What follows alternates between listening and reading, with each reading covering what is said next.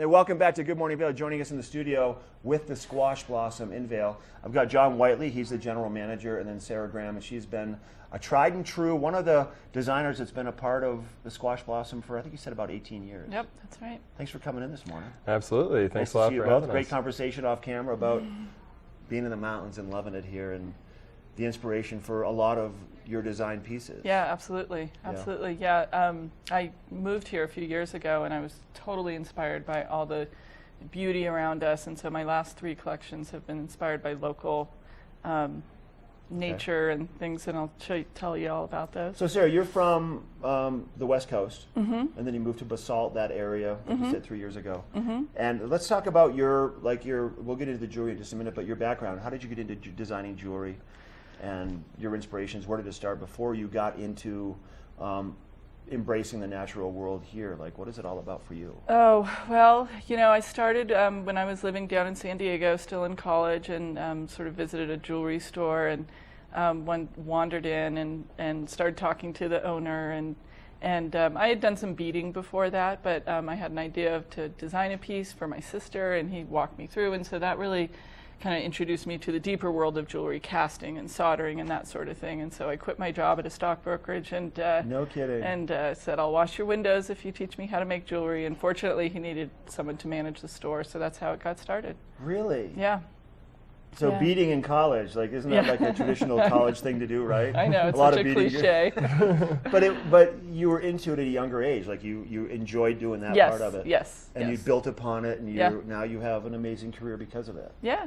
I feel really lucky to be able to support myself and my family as an artist. It's pretty cool. Let's talk about what we're looking at, some of your more mountain-inspired collections. What do we have? This is actually my latest collection. It's called Arches, and it's inspired by the ventifacts that are so spectacular and plentiful in Arches National Park. Okay.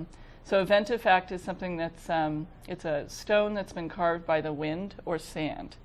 So these are pieces, the gold parts are hand carved in wax, and then I sandblast them to capture that sort of sand-blasted feel. Like that wind and sand. Exactly. Okay. And, tell us about this right here. Beautiful. So, I love your stuff. It's all natural. It's all organic. And each piece seems to be one of a kind for sure. So the metal is 18 karat gold. We've got yellow, white, and rose gold, but the black is really what's super unique. It's oxidized cobalt chrome, which is something that's used in the medical industry for implants. So do you oxidize it, or I do. Okay, I do. Okay. Yeah. And how then do you oxidize chrome? Oh, well, that's a trade secret. It is actually. I believe you. Enough said. All right, we have some more of our live stuff. What do we have? So this is the aspen collection. So we're so used to, I like to show nature in ways that we're not used to seeing, that people aren't used to seeing. So I was a marine biology major in college, actually, before all this. So this is aspen. You were making beads. Well, I was making beads, I love it. yeah.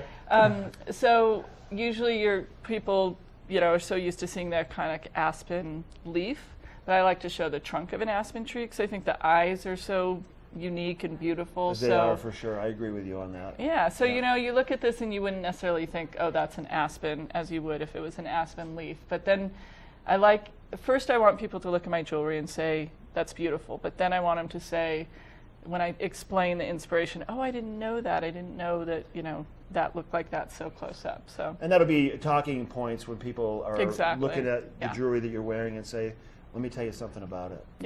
Yeah, there's a story behind everything. All right, so John, we've got Sarah around today. Yes. But she's not living far away, and you have a nice collection all the time at the jewelry store. So basically, you're here to visit for the weekend? And what time? Tell us about Squash Blossom a little bit more. So we're actually celebrating the 45th anniversary this year. We're right across the street from Sweet Basil in Vail Village, and we're going to be there until 8 p.m. this evening. A lot of nights we'll be there till 9 p.m. on the weekends. So we'd love for you guys to come by, meet Sarah, and see the rest of our collection. I love it. Sarah, nice to meet you. You too. Thanks for everything you do. John, nice to meet you too. Yeah, excellent. All right, if you want to find out more about the Squash Blossom, squashblossom.com. And Sarah will be there. John will be there all the way through the weekend. We have a look at that weather forecast coming up next.